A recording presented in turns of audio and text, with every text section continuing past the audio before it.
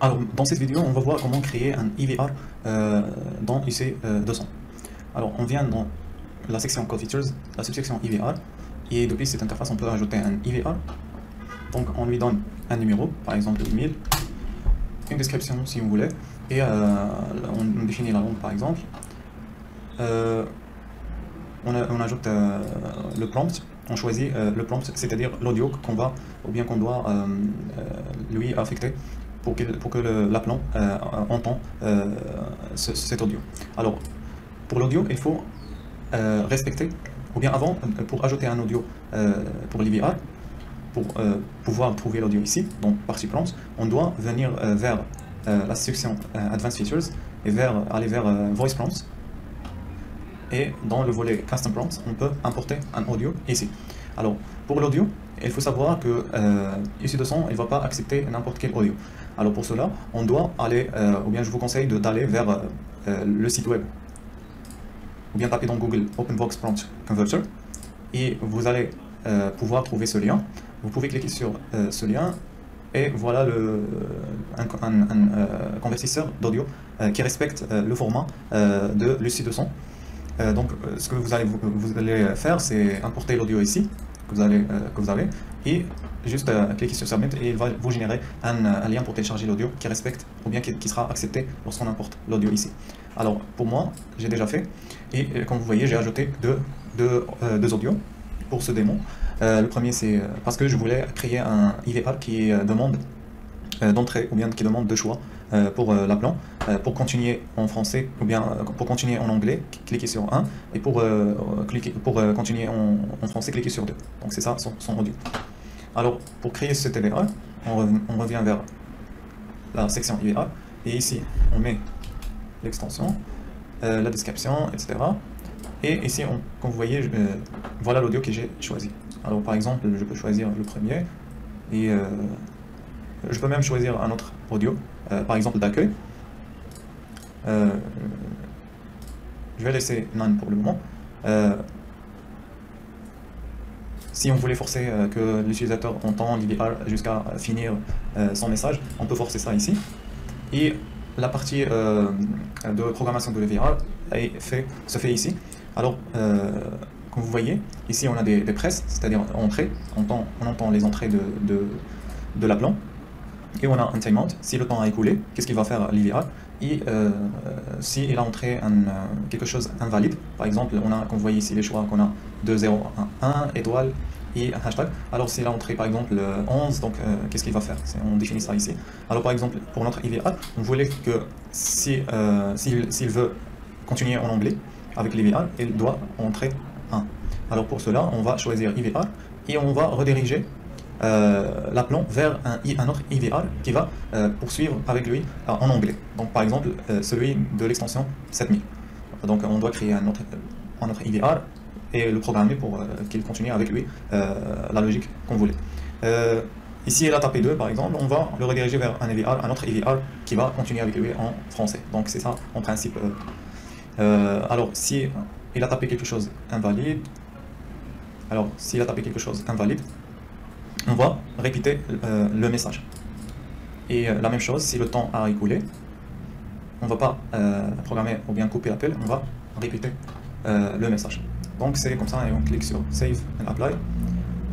Et voilà, notre IVR est créé. Voyons maintenant pratiquement comment créer un ring group.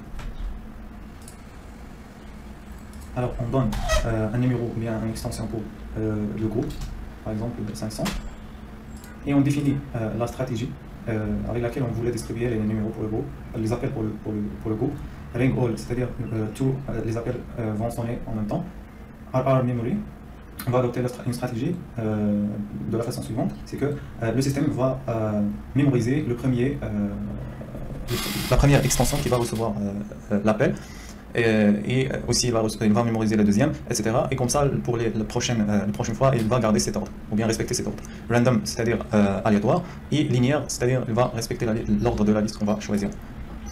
On choisit le temps à écouler, ou bien la limite. On choisit aussi, ou bien définir les nombres de secondes maximum pour appeler, ou bien pour sonner chacun. On ajoute les membres du groupe. Et puis on choisit qu'est-ce que le système doit faire si le temps timeout a écoulé.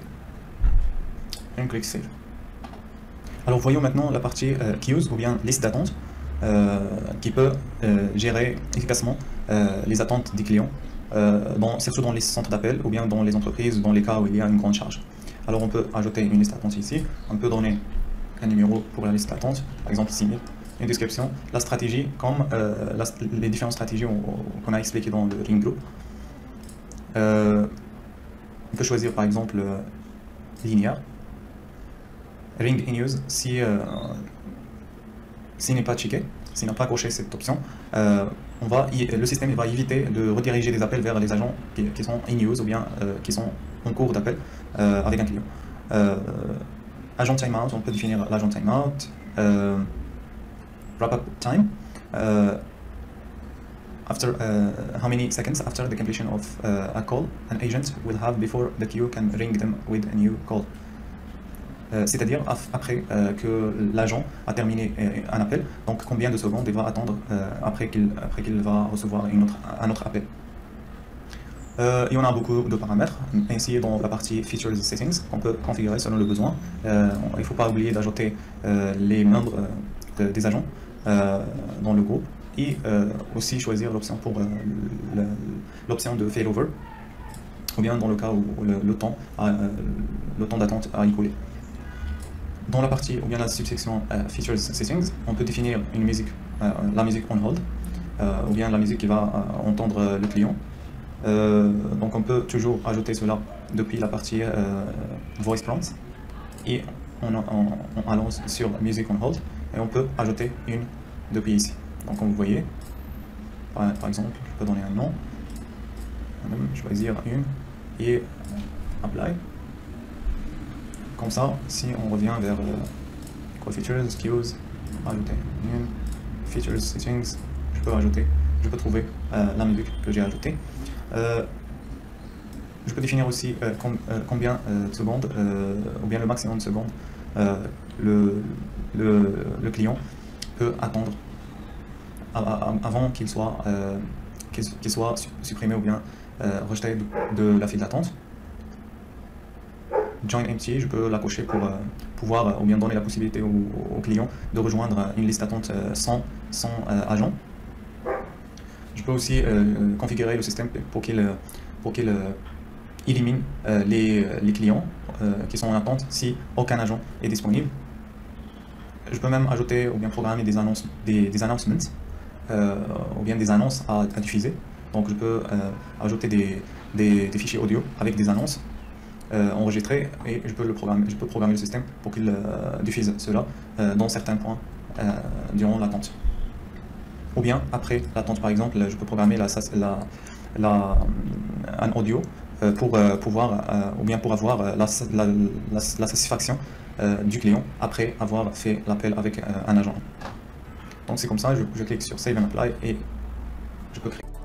Le stock le plus grand de la VoIP avec des dizaines de marques. Chez nous, vous trouverez ce qui correspond à votre budget et votre besoin. Et le plus important, le tout est avec une garantie sur le matériel et l'installation.